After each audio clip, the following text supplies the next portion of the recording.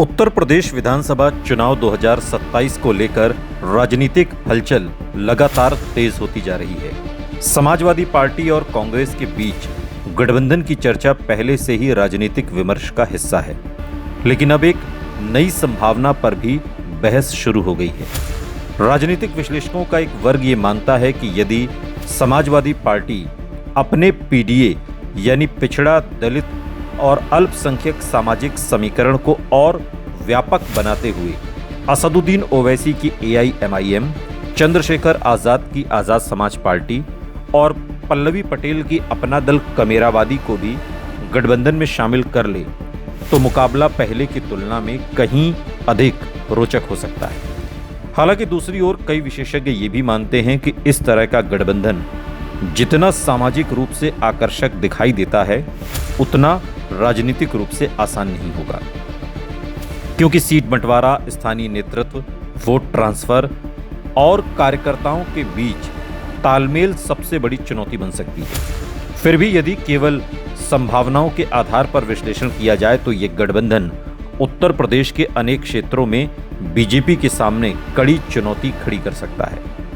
अगर समाजवादी पार्टी लगभग 403 सीटों में से 100 सीटें अपने सहयोगी दलों को देने का फैसला करे, तो सबसे पहले ये देखना होगा कि किस दल का वास्तविक प्रभाव किन इलाकों में है। चंद्रशेखर आजाद की आजाद समाज पार्टी का प्रभाव पश्चिमी उत्तर प्रदेश के दलित बहुल क्षेत्रों, खासकर सहारनपुर, देवबंद, नकुड़, गंगोह, बेहट, रामपुर मनिहारन, कैराना, शामली, थाना भवन, बुढ़ाना, चरथावल, मीरापुर, खतौली, मुजफ्फरनगर, मेरठ ग्रामीण, हस्तिनापुर, किठौर, सरधना, सिवाल खास, बुलंदशहर, सिकंदराबाद, खुर्जा, डिबाई, अतरौली, हाथरस, इगलास, आगरा ग्रामीण, फतेहपुर सीकरी और अलीगढ़ मंडल की कुछ सीटों पर दिखाई देता है।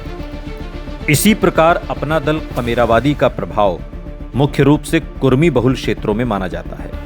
इसलिए सिराथू, फूलपुर, सोराव, प्रतापपुर, हंडिया, फाफा मऊ, रोहनिया, सेवापुरी, पिंडरा, मड़ियाहू, जौनपुर सदर, बदलापुर, केराकत, मछली शहर, मिर्ज़ापुर, चुनार, मझवा, रॉबर्ट्सगंज, ओबरा, घोरावल, चकिया, सैयद राजा और आसपास के इलाकों की सीटों पर उनका प्रभाव माना जाता है। स्वाभाविक दावेदारी वाली सीटें भी हैं। वहीं एआईएमआईएम का प्रभाव सीमित लेकिन कुछ मुस्लिम बहुल सीटों पर चर्चा में रहता है। इनमें संभल, कुंदरकी, मुरादाबाद देहात, ठाकुरद्वारा, रामपुर, स्वार, अमरोहा, धामपुर, नजीबाबाद, बलरामपुर, उतरौला, डुमरियागंज, शोहरतगढ़, भिनगा, श्रावस्ती, बहराइच, कैसरगंज, तरबगंज, जौनपुर की कुछ शहरी सीटें, वाराणसी उत्तर, इलाहाबाद पश्चिम, कानपुर कैंट के कुछ हिस्से और आजमगढ़, मऊ और गाजीपुर मंडल की मुस्लिम बहुल सीटें संभावित दावेदारी के रूप में देखी जा सकती हैं। यदि अनुमानित रूप से 100 सीटों का बंटवारा किया जाए तो एक संभावित फॉर्मूला ये हो सकता है कि लगभग 45 सीटें आजाद समाज पार्टी को, 30 सीटें अपना दल कमेरावादी को और 25 सीटें एआईएमआईएम को दी जाएं। इसका उद्देश्य अलग अलग सामाजिक समूहों का प्रतिनिधित्व देना होगा। हालांकि ये केवल एक विश्लेषणात्मक मॉडल है, किसी राजनीतिक दल का आधिकारिक प्रस्ताव नहीं है। पूरे उत्तर प्रदेश की 403 विधानसभा सीटों को देखें तो पश्चिमी उत्तर प्रदेश में दलित और मुस्लिम का संयुक्त प्रभाव दिखाई देता है। यदि वहां समाजवादी पार्टी, कांग्रेस, आजाद समाज पार्टी और एआईएमआईएम के वोटों का प्रभावी ट्रांसफर हो जाए तो बीजेपी के लिए मुकाबला बहुत कठिन हो सकता है। इसी प्रकार प्रयागराज, कौशाम्बी, प्रतापगढ़, मिर्जापुर, वाराणसी मंडल में अपना दल कमेरावादी के जुड़ने से कुर्मी मतदाताओं के बीच गठबंधन की स्वीकार्यता बढ़ाने की कोशिश की जा सकती है। पूर्वांचल में मुस्लिम, यादव, कुर्मी और दलित मतों का एक साझा समीकरण कई सीटों पर मुकाबले को त्रिकोणीय के बजाय सीधे 2 ध्रुवों में बदल सकता है। लेकिन इस तस्वीर का दूसरा पक्ष भी उतना ही महत्वपूर्ण है। उत्तर प्रदेश की राजनीति केवल जातीय समीकरणों पर नहीं चलती। उम्मीदवार की व्यक्तिगत छवि, स्थानीय संगठन, बूथ प्रबंधन, सरकारी योजनाओं का असर, प्रधानमंत्री और मुख्यमंत्री का नेतृत्व, महिला मतदाताओं का रुझान और गैर यादव, ओबीसी और गैर जाटव दलित मतदाताओं की पसंद भी चुनावी परिणाम तय करती है। यही कारण है कि केवल अंकगणित हमेशा राजनीतिक रसायन शास्त्र में नहीं बदलता। यदि गठबंधन के भीतर सीटों को लेकर असंतोष पैदा होता है, कार्यकर्ता निष्क्रिय हो जाते हैं या वोट ट्रांसफर पूरी तरह नहीं होता, तो अपेक्षित लाभ कम हो सकता है। कांग्रेस की भूमिका भी इस समीकरण में महत्वपूर्ण होगी। यदि समाजवादी पार्टी सहयोगी दलों को लगभग 100 सीटें देती है, तो बची हुई 303 सीटों में कांग्रेस और समाजवादी पार्टी के बीच भी संतुलित समझौता करना होगा।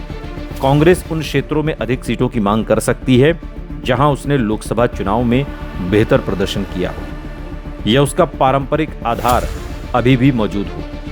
दूसरी ओर समाजवादी पार्टी अपने मजबूत गढ़ों को छोड़ना नहीं चाहेगी। इसलिए अंतिम सीट बंटवारा केवल सामाजिक समीकरण से नहीं बल्कि प्रत्येक सीट को जीतने की क्षमता के आधार पर तय होगा। यदि ये व्यापक गठबंधन बनता है तो सभी दलों के वोट प्रभावी ढंग से एक दूसरे को स्थानांतरित होते हैं। तो समाजवादी पार्टी के नेतृत्व वाले गठबंधन को पश्चिमी उत्तर प्रदेश, अवध, प्रयागराज क्षेत्र और पूर्वांचल की अनेक सीटों पर अतिरिक्त प्रतिस्पर्धात्मक बढ़त मिल सकती है। वहीं यदि वोट ट्रांसफर अधूरा रहता है या स्थानीय स्तर पर बगावत होती है तो यही गठबंधन नुकसान का कारण भी बन सकता है। इसलिए ये कहना कि केवल इन 3 दलों के शामिल होने से सरकार बनना तय हो जाएगा, ये थोड़ा सा अभी जल्दबाजी है। एआईएमआईएम, आजाद समाज पार्टी और अपना दल कमेरावादी को साथ लाने की रणनीति समाजवादी पार्टी के लिए एक बड़ा सामाजिक गठबंधन बनाने का प्रयास हो सकता है। इससे दलित, मुस्लिम, यादव और कुछ पिछड़ी जातियों के बीच एक व्यापक संदेश देने की कोशिश की जा सकती है। लेकिन उत्तर प्रदेश जैसे विशाल और विविध राजनीतिक राज्य में अंतिम परिणाम केवल गठबंधन बनने से तय नहीं होते। उम्मीदवार चयन, संगठन, चुनाव प्रचार, स्थानीय मुद्दे, मतदाता का अंतिम निर्णय और वोट ट्रांसफर की वास्तविक क्षमता ही तय करेगी कि कौन सा गठबंधन सत्ता में आएगा।